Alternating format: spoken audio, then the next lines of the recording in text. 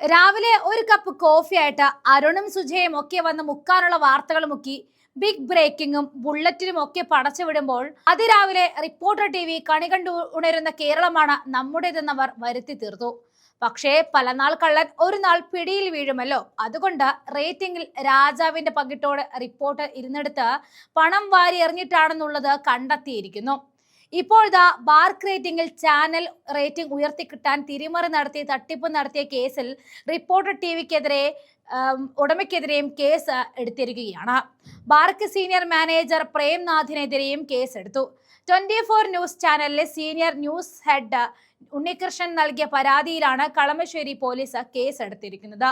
ഭാരതീയ ന്യായ സംഹിതയിലെ 316, 318, 336, 340, 3 വകുപ്പുകൾ ചുമത്തിയാണ് പോലീസ് കേസ് രജിസ്റ്റർ ചെയ്തിരിക്കുന്നത്.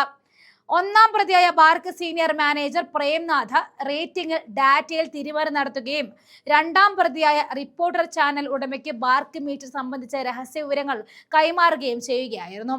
2025 ജൂലൈ മുതൽ പരാതിക്കാരന്റെ റേറ്റിംഗ് കുറച്ചു കാണിച്ചും രണ്ടാം പ്രതിയുടെ ഉടമസ്ഥതയിലുള്ള റിപ്പോർട്ടർ ചാനൽ ഉടമയുടെ റേറ്റിംഗ് ഉയർത്തി കാണിച്ചും പരസ്യ കമ്പനികളിൽ നിന്നുമുള്ള പരസ്യങ്ങൾ ലഭിക്കാതിരിക്കാൻ ഇടയാക്കിയെന്നും ഇതുമൂലം പരാതിക്കാരന്റെ ചാനലിന് 15 കോടി രൂപയുടെ നഷ്ടമുണ്ടായതായിട്ടും മൊഴി കിട്ടിയിട്ടുണ്ട്. കേരള ടെലിവിഷൻ ഫെഡറേഷൻ പ്രസിഡന്റും 24 ന്യൂസ് ചാനൽ MDയുമായ ശ്രീകണ്ഠൻ നായർ ബാർക്ക് റേറ്റിംഗ് സംഘടിതമായ തട്ടിപ്പ് നടക്കുന്നുവെന്ന് ചൂണ്ടിക്കാണിച്ച് രംഗത്ത് വന്നിരുന്നു. ഇതിനായി ക്രിപ്റ്റോ കറൻസി വഴി വലിയ തോതിൽ പണം ഒഴുക്കിയതായിട്ടും അദ്ദേഹം ആരോപിക്കുകയും മുഖ്യമന്ത്രിക്ക് പരാതി നൽകുകയും ചെയ്തിരുന്നു. ഇതിനു പുറമെയാണ് 24 ചാനലിലെ ഒരു ഉദ്യോഗസ്ഥന്റെ പരാതിയിൽ കേസെടുത്തിരിക്കുന്നത്.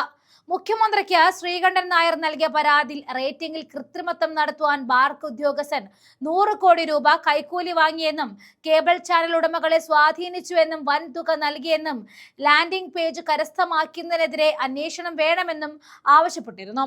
ബാർക്ക് കണക്കുകളെ കുറിച്ച് മീഡിയ വൺ ഉന്നയിച്ച സംശയങ്ങൾക്ക് വിശ്വാസയോഗ്യമായ മറുപടി ലഭിക്കാത്തതിനെ തുടർന്നായിരുന്നു ടെലിവിഷൻ ചാനലുകളിലെ റേറ്റിംഗ് ഏജൻസിയായ ബാർക്കുമായുള്ള ബന്ധം മീഡിയ വൺ പോലും വിച്ഛേദിച്ചിരുന്നത്.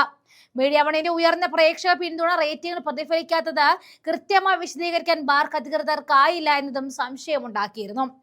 CPMന് കഷ്ടകാലമായപ്പോൾ റിപ്പോർട്ടർ TVക്കും കഷ്ടകാലം തന്നെ.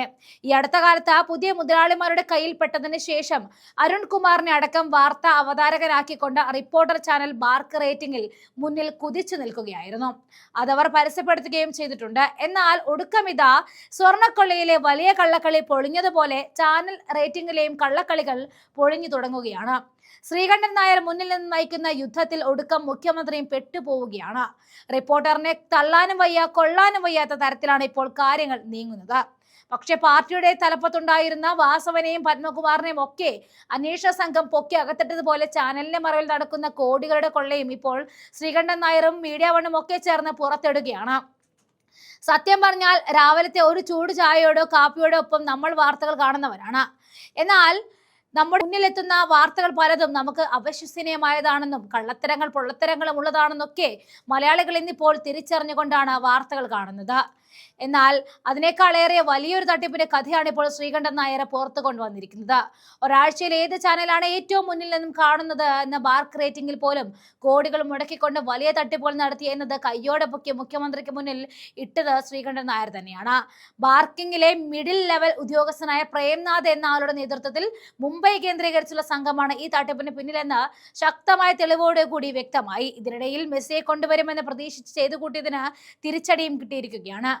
2025 മെയ് 17 ചാനൽ ഉടമ രാവിലെ 6:19 പ്രേംനാഥിനോട് വാട്സ്ആപ്പ് ചാറ്റിലൂടെ സ്കോർ എത്രയെന്ന് ചോദിക്കുന്നു. അതിന് മറുപടിയായിട്ട് അല്പസമയത്തിന് ശേഷം 6:33 പ്രേംനാഥ് വിൽ അപ്ഡേറ്റ് എന്ന് അറിയിക്കുന്നു. 35 ശേഷം ചാനൽ ഉടമ ഓക്കെ എന്ന് തിരിച്ച് മെസ്സേജ് അയക്കുന്നതും തുടർന്ന് അന്ന് തന്നെ വൈകിട്ട് 3:10 113 to 116 എന്ന് പ്രേംനാഥ് ചാനൽ ഉടമയ്ക്ക് റേറ്റിംഗ് നമ്പർ അയക്കുന്നു. തുടർന്ന് വന്ന റേറ്റിംഗിൽ ഈ നമ്പർ കൃത്യമായി എന്നതും തട്ടിപ്പിന്റെ തെളിവായിട്ട് അവശേഷിക്കുകയാണ്. ചാനൽ ഉടമയെ നിരന്തരം വിളിച്ച് ഉദ്ദേശിച്ച പ്രതികരണം കിട്ടാതിരുന്നപ്പോൾ സോറി പ്ലീസ് ഡു കമ്മിറ്റ്മെന്റ് എന്ന മറുപടിയും പ്രേംനാഥ് അയച്ചു. ഇതിന് മറുപടിയായിട്ട് ചാനൽ ഉടമ പെയ്ഡ് എന്ന മെസ്സേജിന് പ്രേംനാഥിന്റെ മറുപടി തംസ് അപ്പ് ആയിരുന്നു. വരുന്ന വാരങ്ങളിൽ 24 റേറ്റിംഗ് 4ാം സ്ഥാനത്ത് എത്തുമെന്നും ഇന്നലെ ചാനൽ മുതലാളിക്ക് പ്രേംനാഥ് മെസ്സേജ് അയച്ചിട്ടുണ്ട്. സ്വന്തം ചാനലിലെ റേറ്റിംഗ് വർദ്ധിപ്പിച്ച് പരസ്യ വരുമാനം വർദ്ധിപ്പിക്കുന്നതിനോടൊപ്പം മറ്റ് ചാനലുകളുടെ റേറ്റിംഗ് താഴ്ത്താനുമുള്ള കഴിഞ്ഞ ഒരു വർഷത്തിലധികമായി കേരളത്തിൽ വിജയകരമായി നടപ്പിലാക്കി വന്ന ചാനൽ ഉടമയുടെ ഗൂഢതന്ത്രമാണ് ഇവിടെ വെളിവാകുന്നത്. ഒരിക്കൽ പൂട്ടിയടിച്ച രണ്ടാം വരവ് ഗംഭീരമാക്കിയ റിപ്പോർട്ടർ ഇതാ കള്ളത്തരങ്ങളും പൊള്ളത്തരങ്ങളും കാരണം രണ്ടാമത് പൂട്ടലിന്റെ വക്കിലേക്ക് എത്തുകയാണ്.